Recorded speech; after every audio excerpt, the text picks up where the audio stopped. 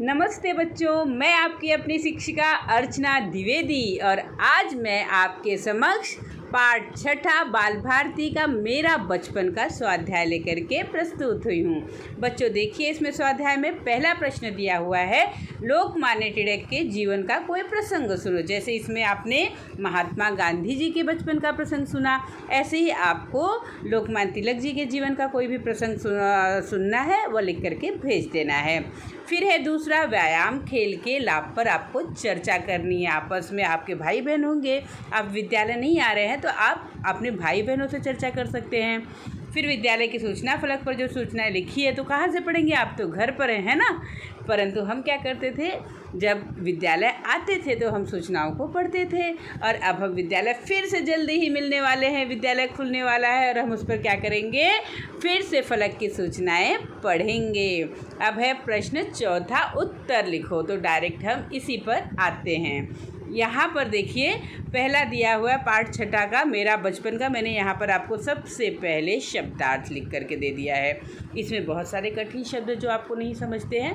तो सत्यप्रिय, सत्यप्रिय का अर्थ क्या होता है, सच्चाई पसंद। दीवान, दीवान जो होता है वो राजा का मंत्री होता है। वफादार, स्वामी भक्त। काजी, निर्णय करने वाला। प्रसंग, घटना। पितृभक्ति, पिता के प्रति आदर भाव, है ना। चाव, चाह। सत्यवादी, सच बोलने वाला। आचरण, व्यवहार। मूल मंत्र, मूल तत्व। कसाव, दृढ़ता। अनिवार्य, अटल। सोहबत, संगत। बच्चों अब देखिए, प्रश्न पहला क्या है। प्रश्न पहला है, मोहनदास करमचंद गांधी का जन्म कब और कहाँ हुआ था। तो उत्तर है, मोहनदास करमचंद गांधी का जन्म 2 अक्टूबर सन 1869 में पोरबंदर में हुआ था। ख है, बचपन में गांधी जी के जीवन पर किन किन बातों का प्रभाव पड़ा। बचपन में गांधी जी के जीवन पर श्रवण पितृभक्ति नाटक की पुस्तक और बाइस्कोप में देखे श्रवण द्वारा अपने माता पिता को कांवड़ में बिठाकर यात्रा पर ले जाने वाले चित्र का प्रभाव पड़ा। ठीक है। और तीसरा देखिए, यहाँ पर ग दिया हुआ है, गांधी जी के जीवन का मूल मंत्र क्या था। गांधी जी के जीवन का मूल मंत्र सत्य पर टिके रहना, बड़ों का आदर करना, सेवा भावना और दीन दुखियों के दर्द को अपना समझना था। ऐसे ही गुण आपको भी अपनाने हैं बच्चों। गांधी जी ने पढ़ने के साथ खेल और व्यायाम जरूरी क्यों बताया है, प्रश्न घ है ना।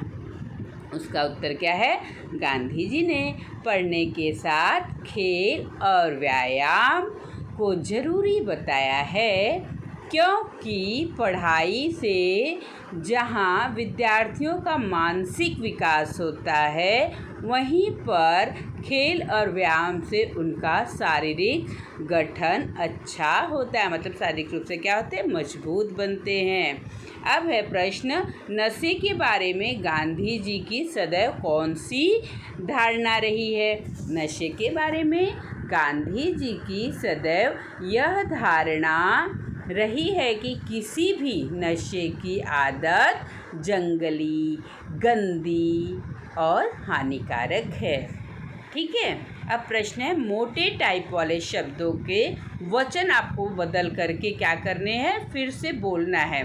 तो बोलकर भी भेजना है आपको और लिखना भी। ठीक है।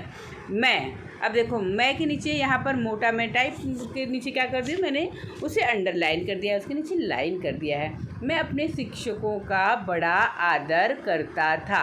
अब यहाँ पर वचन बदलना है तो किसका बदलना है, मैं का। तो मैं का वचन जब बदलेगा, मैं का अर्थ होता है मैं अकेला, और वहाँ पर वचन बदलेंगे तो क्या हो जाएगा, हम, अर्थात बहुत सारे लोग, मेरे अलावा भी। ठीक है।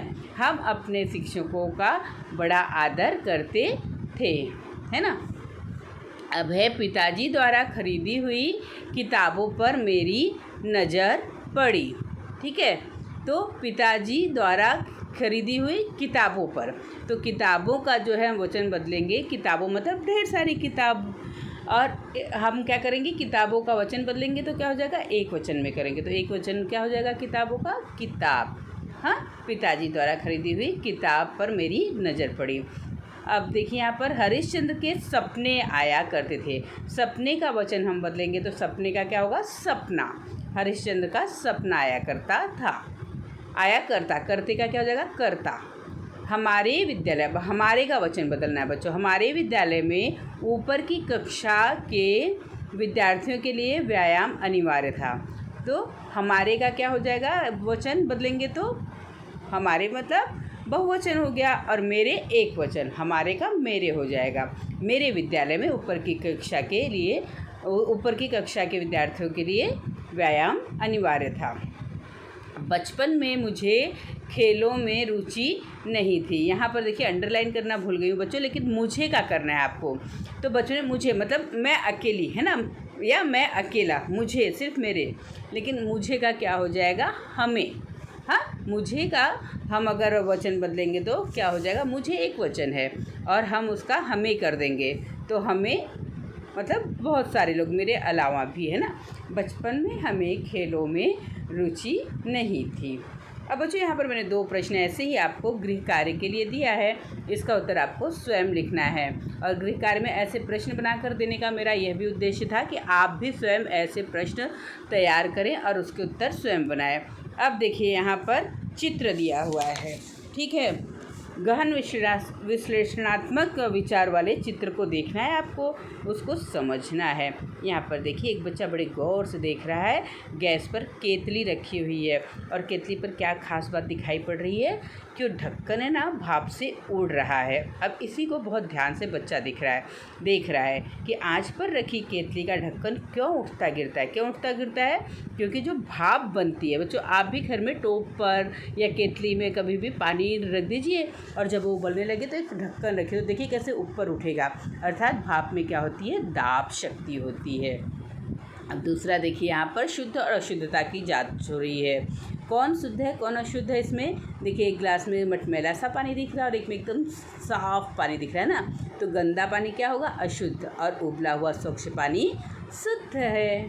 अब यहाँ पर देखिए एक जो पौधे का गमला है वह बाहर रखा है और दूसरा घर के अंदर रखा है। जो घर के अंदर रखा हुआ है उसकी पत्तियां सूख के मुरझा चुकी हैं और जो दूसरा जो बाहर रखा है वो क्या एकदम हरी भरी। इससे क्या आपको समझ में आ रहा है, इससे ये समझ में आ रहा है कि पौधों को हरा भरा रहने के लिए किसकी आवश्यकता है, धूप की आवश्यकता है, ठीक है ना। अब यहाँ पर देखिए ऊपर सूर्य दिखाया गया है और सूर्य के नीचे क्या कर रहे हैं, सौर ऊर्जा का उपयोग कर रहे हैं, भोजन पका रहा है ये लड़का। तो सूर्य की गर्मी का क्या उपयोग है, सौर ऊर्जा के रूप में रूपांतरण होना। सूर्य से जो प्रकाश आती है ना उस ऊर्जा का सौर ऊर्जा के रूप में रूपांतरण किया जाता है, जिससे बहुत सारे हमारे जीवन की जो आवश्यक चीज़ें जैसे बिजली की बचत हो सकती है, हम खाना बना सकते हैं उस ऊर्जा का उपयोग करके, पानी गर्म कर सकते हैं, बिजली लाइट वगैरह जला सकते हैं, ठीक है। अब देखिए यहाँ पे पतझड़ का मौसम दिखाया है और बच्चा सोच रहा है कि पत्तियाँ क्यों गिर रही हैं, पेड़ों के पत्ते क्यों गिरते हैं। पत्तियों के भोजन बनाने की जो क्षमता होती है वो ख़त्म हो जाती है, इसलिए क्या होता है, पेड़ों के पत्ते गिरते हैं। अब देखो बच्चों यहाँ पर आपकी क्लास के 2 बच्चे खड़े हैं, एक लड़का और एक लड़की। एक क्या कर रहा है, ग्लास में नमक घोल रहा है और लड़की क्या कर रही है, रेत घोल रही है। तो क्या घोलेगा बताइए आप, नमक आपने घोला है ना ग्लास में, पानी में घोला है ना, तो पानी में क्या होता है, नमक घुल जाता है, हमको पता भी नहीं चलता बाद में एकदम घुलने के बाद कि इसमें क्या है। जब हम उसका स्वाद लेते हैं तब हमें पता चलता है कि नमक घुला हुआ है कि शक्कर घुला हुआ है। परंतु रेत अगर हम घोलेंगे तो घुलता है क्या, नहीं, वो वैसे का वैसा ही रह जाता है। तो नमक जो है वो घुलनशील है और रेत अघुलनशील है। धन्यवाद।